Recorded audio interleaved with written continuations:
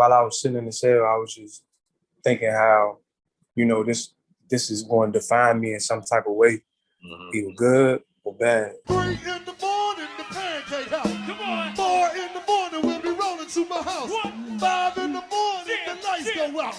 6 in the morning, you can hear us start to shout. What? 7 in the morning, she'll be calling the cab. 8 in the morning, talking about the pussy head. 9 in the morning, then she just getting home. Talking about the overnight scenario. 3 in the morning, the pancake house. Come on. 4 in the morning, we'll be rolling to my house. 5 in the morning, the lights go. What's going on YouTube? It's your boy Coach Bear back again for another Testimony Tuesday. Today we have another special guest, Malik Jarrett, CEO and owner of Ep3. Malik, how you doing, bro? I'm doing good, man. Thanks for having me today, bro. Nah, no problem. Appreciate you for being on. I see you be out west now, bro. Yeah, I'm living this LA life for a little while. Yeah, that don't look sweet out there. Well, shit, we can go ahead and get started. Just go ahead and tell the people where you from. Born and raised Washington, D.C., 28 years old.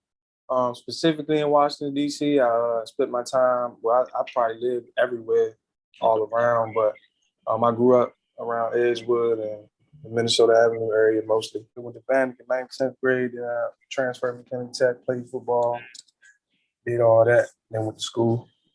Okay. Yeah, my pop's from Edgewood, so yeah. I don't know. Oh, I bet. Yeah. So what adversity did you face in life that kind of helped shape who you are today? I felt like around the time of my senior year in college, I was living in an apartment. My apartment got raided, and I ended up having some charges and turning myself in and things like that. But like just sitting that moment I knew would change my life forever. And while I was sitting in the cell, I was just thinking how this is going to define me in some type of way, either good or bad. So it was really up to me. So that was like the most pivotal moment in my life because up until that point, I was always a little bit paranoid because I would always see that successful people struggle. And I ain't really had that struggle up until that point. I didn't want for nothing growing up. Yeah. So how did you kind of start the philosophy with like Ep3? How did you start that, the brand and everything? I was in college. And I had a buddy. He was rapping, and around the same time, I had just met this girl who would eventually become my girlfriend. She had a camera. Okay. So I just like was really on the camera heavy. Like I would use her camera for everything. You know what I'm saying? Yeah. But me and my man, we was on the phone one day talking about how we gonna brand, how we gonna brand, everything for the rapping and all of that. And I was just always going by Ep because like since my freshman year, I would always say like no matter what, I'm gonna eat good. You know what I'm saying? I had an incident. Well, it wasn't even an incident. It was just a situation where everybody was going to Chick-fil-A and I had no money. And I was like, man, I don't care what I got to do from this point on. I'm gonna eat good, and that led me to getting in trouble my senior year. But that's where I got it from. And then so me and him was on the phone. We trying to figure out, what's Ep. We knew we wanted to be Ep, but we had to figure out the acronym for it. So we was on the phone for a couple of hours, spitting out different acronyms, and I came up with Elevate all the time.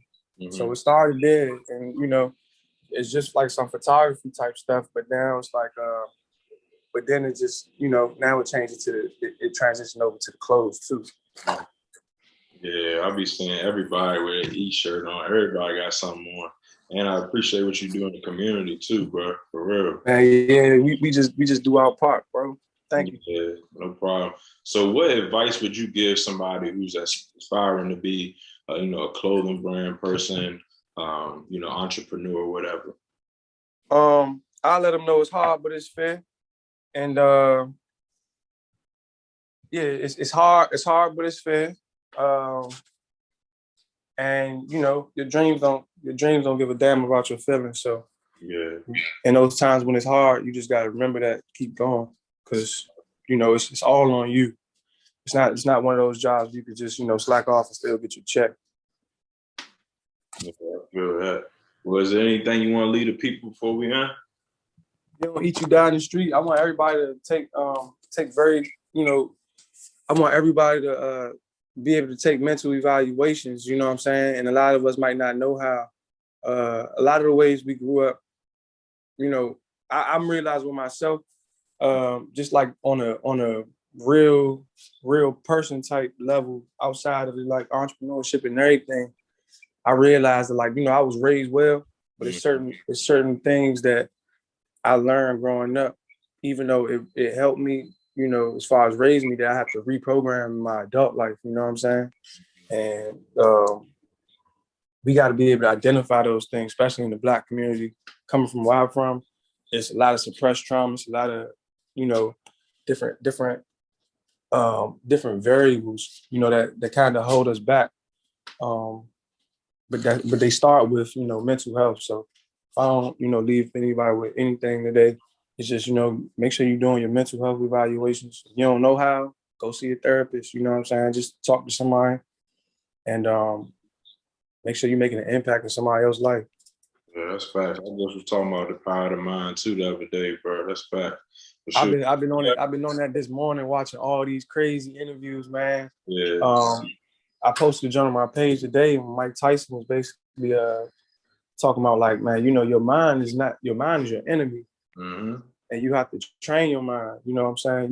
You have to tell your mind that you're amazing. You have to tell your mind good things about yourself, because if you're not doing that, eventually it's gonna say, you got them fooled, but you're not fooling me. You're not nothing. And I feel like a lot of us go through that. You know what I'm saying? We battling things, and it's really, I say it's me versus me. You know what I'm saying? And I feel like, a lot of people deal with that. So knowing that the world already out to get us and all wants to be happy and love ourselves, we just gotta be able to train our mind and be in control of what we can. Control what we can. Nah, yeah, I definitely agree with that, bro, 100%. So let me know when you're back in the DMV, bro. We gotta do a little football camp or something for the kids. Oh yeah, I'm with it. So I'll be back this summer, because hopefully they're gonna have our fall league and everything. So I'll be back this summer, and I'll be definitely doing stuff with my team and all that. So I'm trying to set up a camp. Actually, that's so funny you said that. But we can stay in touch, so I can let you know about the camp for sure. Yeah, for sure. That's a bet. Well, I appreciate you again, bro. Everybody, Malik Jarrett, y'all go watch. Yes, sir. Thank you, man. Hey, God bless. God bless, bro. Doors open. It's 11. When y'all ready, let's go.